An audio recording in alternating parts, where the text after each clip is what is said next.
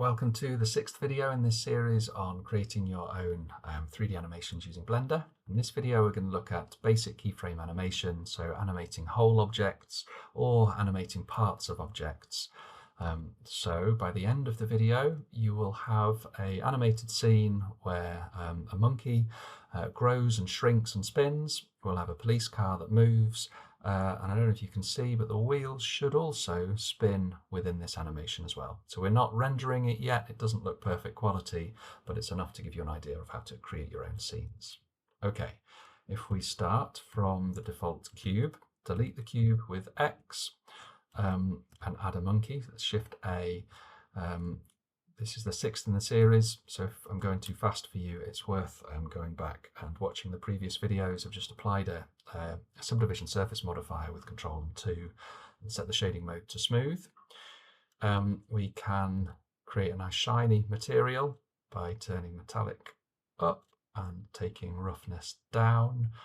Still looks nasty in solid mode, but if we go to the rendered mode, it will only start to look nice if we have a HDRI. We looked at that in a previous video, and I'm using one from here.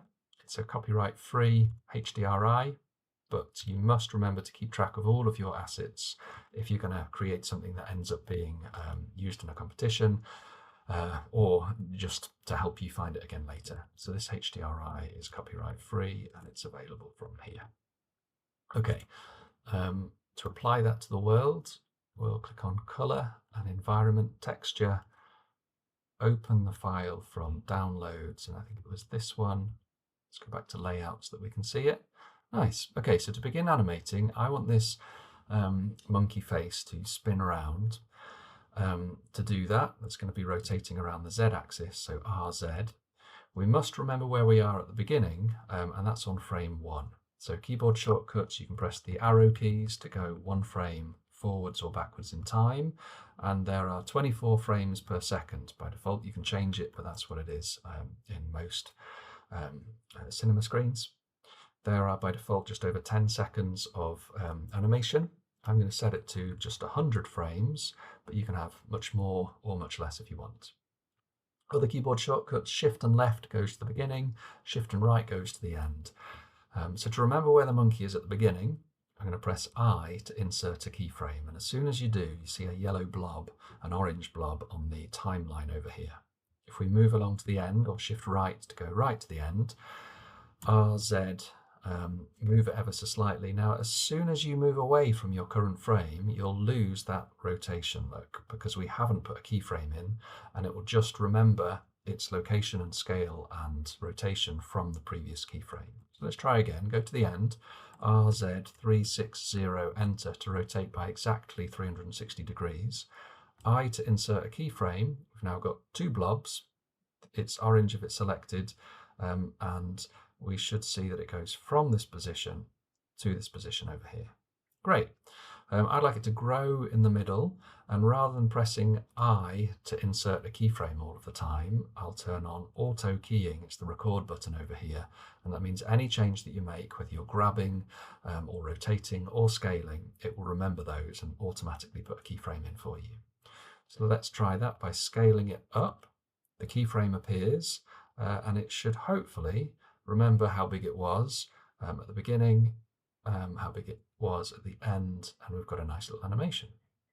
If you want to edit your animation, it's probably worth switching to the animation pane.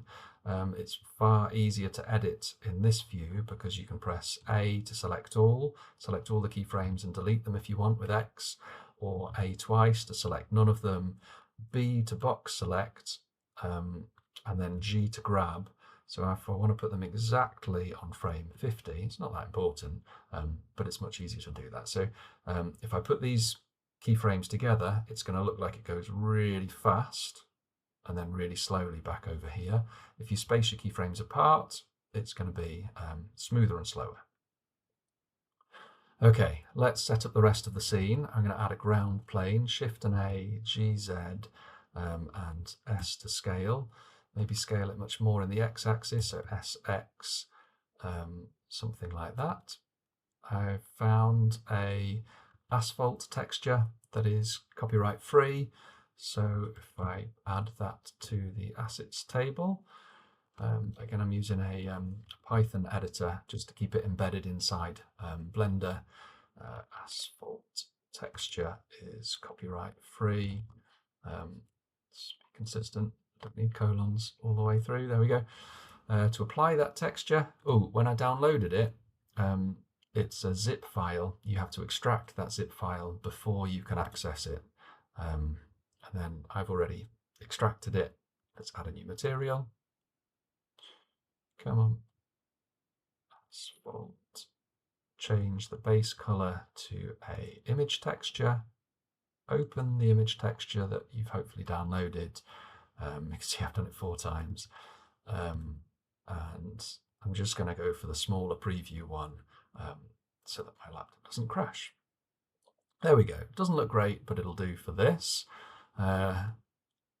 Next, we'll do the same, but for a 3D model rather than a texture. So I like this model because it's set up so that you can animate the whole car or you can animate individual parts separately.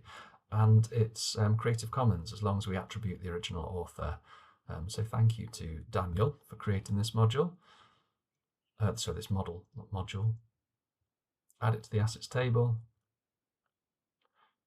And then import it. I've downloaded the FBX file. Again, when you download it, it's a zip file which you need to extract before you can use. And then when you import the FBX file, let's have a look. It's this one. There's 2 folders, one for the images and one for the 3D model. The 3D model doesn't look like the images have worked correctly, but it's just because they're saved as separate files rather than embedded inside the 3D object. You can fix that by going File and External Data, find missing files, then going inside the Textures folder and find missing files. That should fix it. All right, let's grab it onto the floor, GZ, so it's just above the ground plane, GX to move it over here. And then irritatingly, I forgot to turn auto keyframing on, so it's remembered a keyframe over here. Just going to get rid of that keyframe. Press A to select all, X to delete, and the keyframe's gone away. That's good. Right. Let's make the wheels rotate. But you'll notice when you start selecting objects, so if I select this here and move it, and then if I want to move the whole car again later, selecting the whole car is going to be a challenge unless there's a quick way to do that. So let's create a collection and rename that collection car. The Cezanne is the monkey. We'll ignore that. Click on the one just above the monkey and go to the first one. There we go. Back down to the bottom. Drag all of those into that collection. That now allows you to, if you click on something else and you want to select the whole car, you can right click and select all the objects in that collection and move them all in one go. Okay, I want to rotate these wheels so it looks like it's driving. Shift and click to get them both selected. R to rotate, and it rotates them around the midpoint of both objects. That's a bit annoying. So you can change it by setting the transform pivot point to individual origins. And then I'm going to go to the first frame, frame 1, shift left, and just insert a keyframe with I. Go to the last frame, shift right, RY -360, enter. If you do it 360 degrees, it looks like the car's driving backwards. That's why I put a minus sign in there. Hopefully, it looks like the wheels are going in the right direction. Nice. Do the same on the other side, even though you won't see it. Probably don't need to do this. Make a lot of sense to save time and effort only animating what you end up seeing, but just to repeat the process. I've added a keyframe at the beginning and then gone to the end frame, RY -360, and it's put the keyframe in. Has that worked? Yes, good. All right, so now we're going to animate the whole car. We've put it into a collection just for this moment so that we can right click and select all of those objects. And because they're all selected, when we move it, it's going to put a keyframe on all of those objects. So GX, move it out of sight, out of mind. Click on frame 1, shift and right to the end. GX, move it back over here.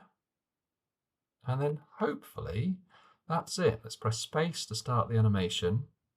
The monkey moves, the car moves. Are the wheels moving within the car? Yeah, I think so. Maybe we ought to change the view ever so slightly. Well, that's artistic. We'll look at camera techniques later, but that looks like it's working. It's not a fantastic scene because the road just suddenly finishes, but you get the idea of how to move, rotate, scale, and add in keyframes and let Blender do the hard work. Instead of animating every single frame individually like stop motion, Blender will mathematically calculate the position, the location, the scale, and the rotation in between those keyframes.